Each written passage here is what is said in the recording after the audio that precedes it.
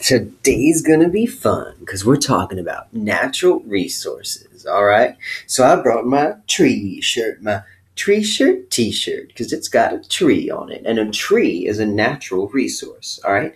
Natural resources are things we get from nature, and we make products out of them that we can use in our everyday life. So we take trees from nature, and we can make toilet paper. We can make building materials, wood, right, and things like that. It's also important to not do anything with them to make sure that they can make oxygen and shade and keep us cool. All right.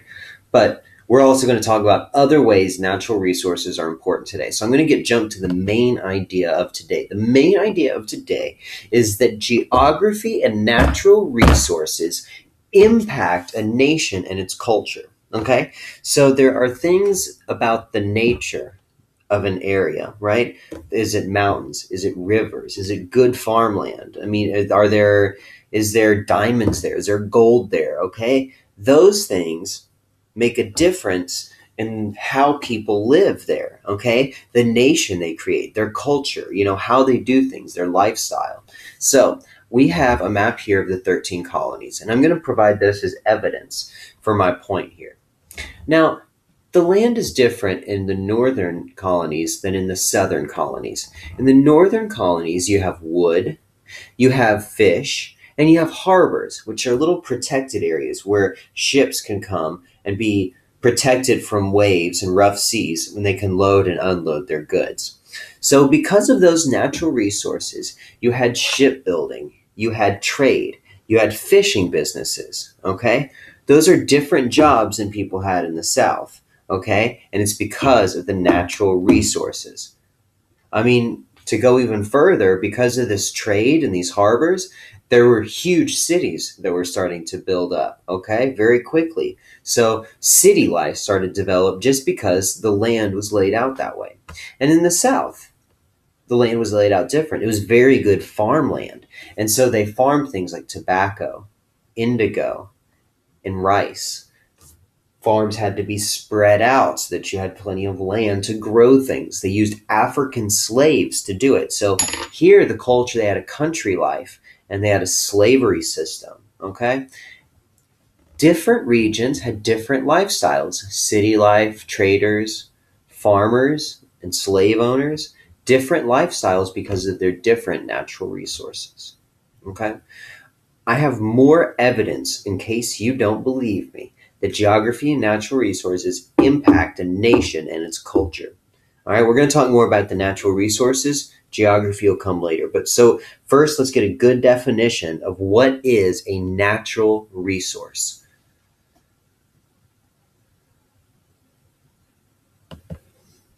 So to show the differences between how the natural resources impact the culture, I'm going to use some examples. Lots of different people and lots of different cultures wear clothes, okay? But what they make their clothes out of depends on what natural resources they have around them. So in India, they have cotton, all right? Cotton grows, they weave the cotton into clothes, and their cloth is made out of cotton, all right? Now, they've been doing this for 4,000 years. Here's some workers drying out cotton. This cloth is 200 years old.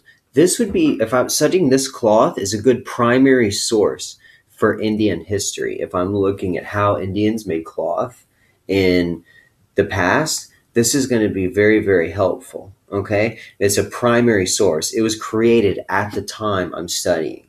If it's not a book about cloth, I'm a secondary source, right? Telling you about it.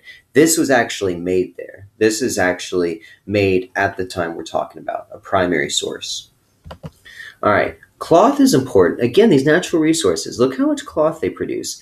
And then how much cotton. Well, how much cotton, then how much cloth. It creates 35 million jobs. Just another reason that why natural resources are important.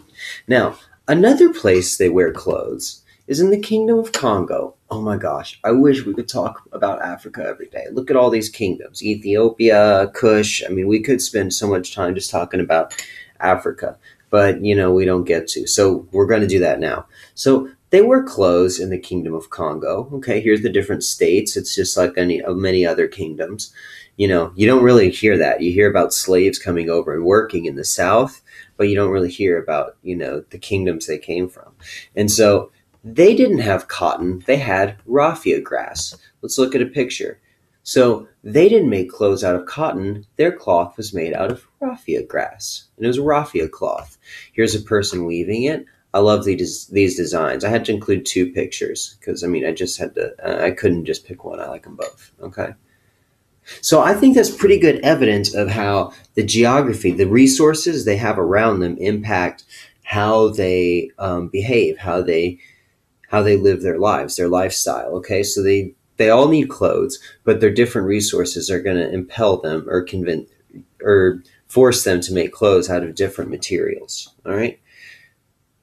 Since we don't really get to talk about Africa much, I wanted to throw in some cool stuff. Okay. Here's different pictures of the kings of the Congo. All right. Here's a picture of one of the major cities. All right. Luango. Here it is on the Congo River. Do you remember, why do so many cultures set up and settle near rivers and bodies of water? Just wondering. Okay, if you don't believe me, look at the Native Americans. All these different tribes up here. The Native Americans made their clothes out of animal skins because that's what they had around them. Up here, it's very cold, icy. So they don't have plants like cotton and raffia grass. They make their clothes out of animal skins. Okay? Natural resources impact a culture and a nation. Okay? I'm telling you. So the main idea, I want you to write this down again in the box. Now, I want to introduce a new vocabulary word. The word is industry. When we talk about cloth in India employing 35 million people, it's because cloth is an industry. There are several different businesses in the whole cycle, in the whole process of making cloth that involve lots of people. There are the people who grow the cotton. The people who process the cotton, they dry it out, then clean it out, make sure it doesn't have any seeds in it. There are the people who spin the cotton into thread, people who weave the thread into cloth, okay? Then the people who take it to the store and sell it from the store. There's so many jobs in this whole process, okay? So a lot of it's done by machines, but people still have to work those machines, all right?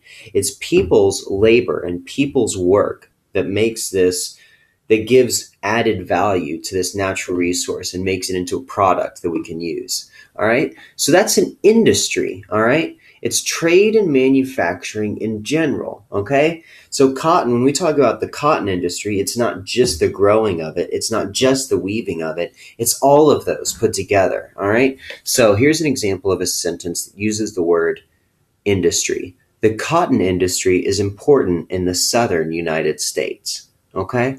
You see, I had cotton in Mississippi, cotton in Texas, cotton in Arizona, and cotton in California here, okay? So it's an important industry. There's going to be lots of jobs created by cotton in the South.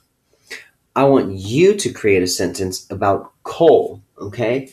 You create a sentence about coal. Where is it an important part of the economy? Where is the coal industry concentrated? The North, the South, the East, the West? I want you to tell me that. Okay, that's going to be your writing part. You have one more writing question after that, then you're done for the day. All right, I'll see y'all next time. It was fun talking about Africa today. We don't get to do that enough. That was